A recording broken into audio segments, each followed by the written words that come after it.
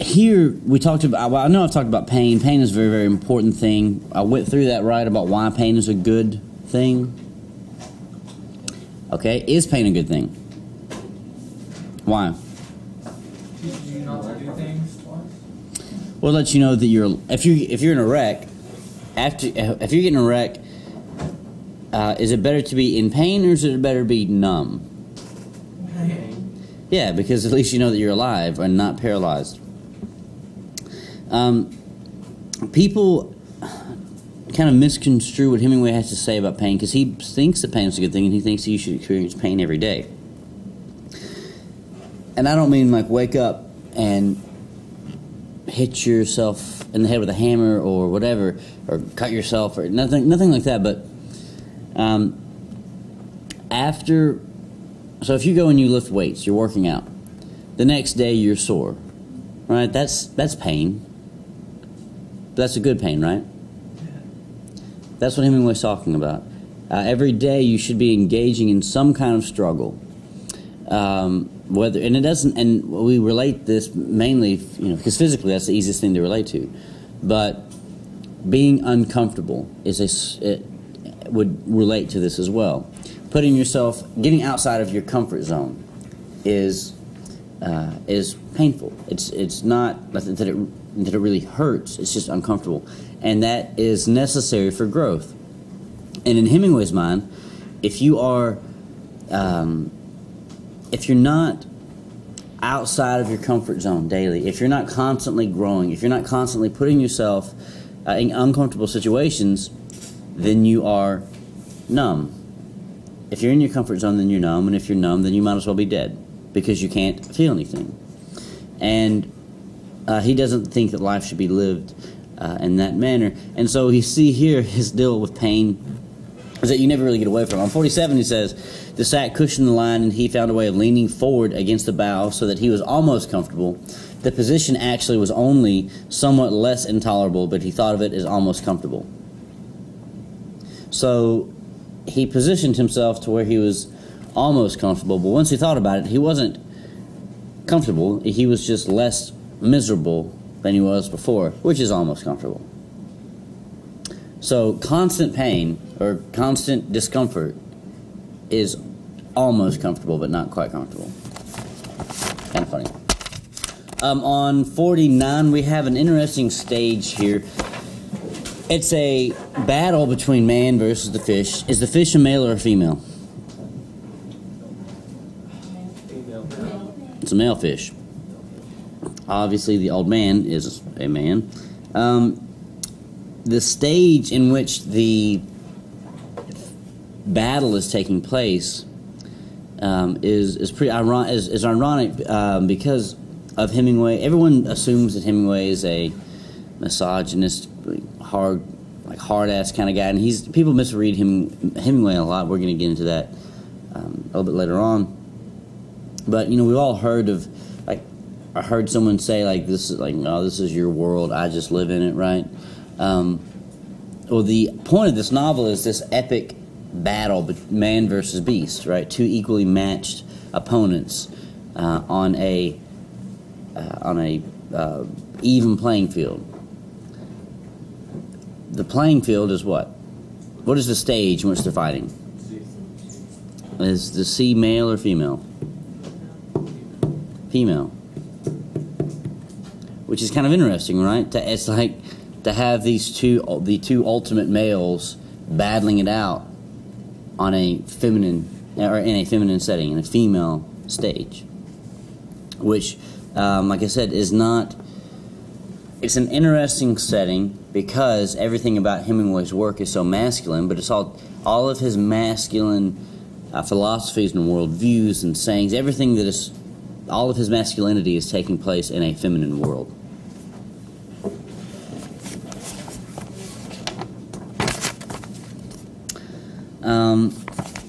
Now, also too,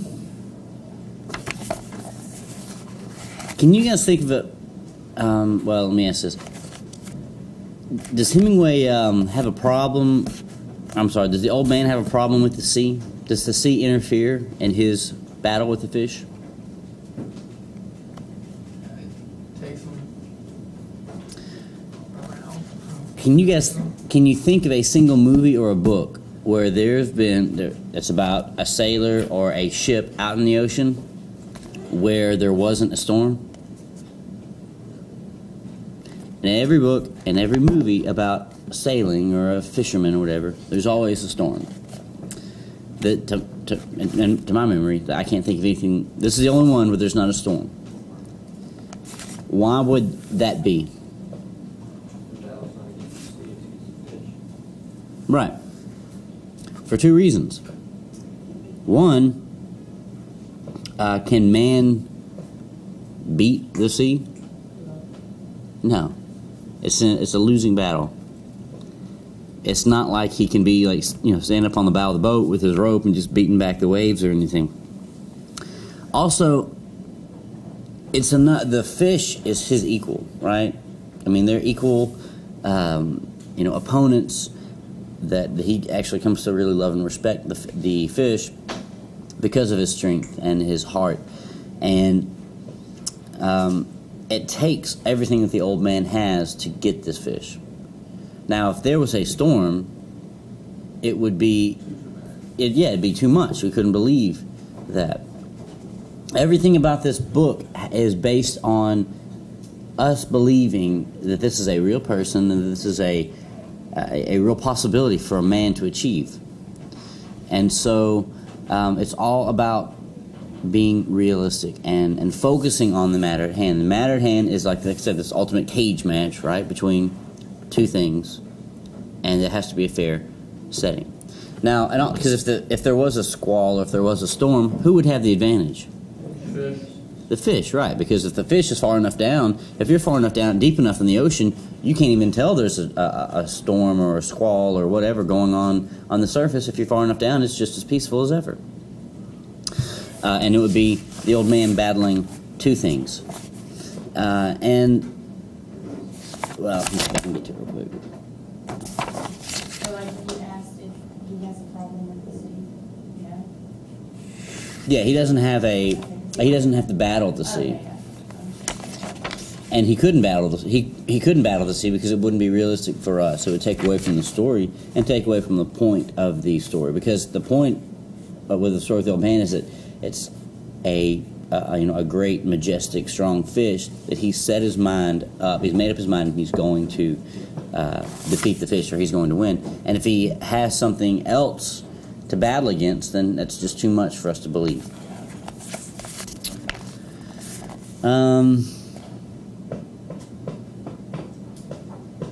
It's like in the first good movie, when there's like one bad guy in a movie, and so the good guy fights the bad guy, and then the movie does really well, and then in the sequel, they have the good guy again, and then they have the good guy fighting two different bad guys, and the movie sucks. That's just because it's just too much, and it doesn't make sense. That's how I felt like with the Spider-Man. They had the last one had two villains, and just like for the one. Spider. Oh yeah, with the dude from the '70s show. Yeah. Like he's Venom anyway. Yeah, Venom. You know how he's supposed to be some big buff guy? And he's the skinniest guy. I know. He really did. I was so mad. It's kind of hard to believe that there's a Spider-Man. I'm so happy he can. Okay, yay. All right, all right. So 58. On 58, his hand. He's talking about his hand cramping up here. This is what kind of hand is that? Cramp. Then, if you want, make yourself into a claw. It will do you no good. His body is turning against him. Everything battles against him. Why a claw? So they can hold it. His left hand clamps into a claw, which makes it useless. But why does he say it's a claw? Why not a flipper or a paw or whatever? Does a claw hold it? Fish a claw? No, but his hand is his left hand, and the left hand cramps into a claw, so it's useless. But why does he describe it as a claw? Like a claw. Right. But Flipper. it's his left hand, right? The right hand we decided was the good hand, was the powerful hand. The left hand is the betrayer. Biblically speaking, the betrayer would be Yeah, devil, Satan, some kind of demonistic deal. Now, a claw is something that we can attribute to something evil, right? And something that would betray. So he could have talked about just it knotting up, right, into some kind of useless whatever. But he uses a claw because a claw is something that we associate with something that is evil. And the betrayer is often the betrayer is always the evil one.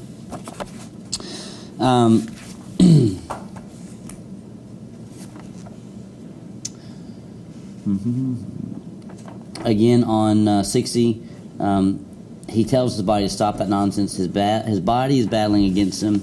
On 61, he uses this opportunity to talk about, but now they were in hurricane months, and when there are no hurricanes, the weather of hurricane months is the best of the year. If there's a hurricane, you see signs of it in the sky for days ahead if you at sea. They do not see it ashore because they do not know what to look for. Okay, now this is explaining why there's not. Because if you read an entire book about a guy in the ocean on a little bitty boat, you're going to wonder at the end of this, like, when's the storm coming? When's the storm coming? When's the storm coming? Because that's just ingrained in us. We know it's coming. Here, Hemingway is addressing that fact and telling the reader why it's not going to happen. Again, to make it believable and to get it out of the back of your mind. 64 and 65 is some pretty important stuff. He says, Blessed Virgin, on 65, he says, Blessed Virgin, pray for the death of this fish, wonderful though he is. What does this reveal about the old man? Look at the bottom of page 64. What does he say?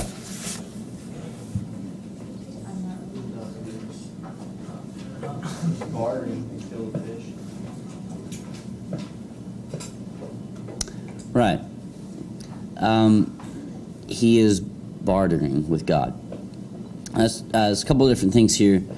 One, now there's that like cliche saying that they say about there's no atheists in foxholes, right? Like at some point in everyone's like deepest, at the depths of their desperation, everyone will turn to something, a higher power, to save them or whatever.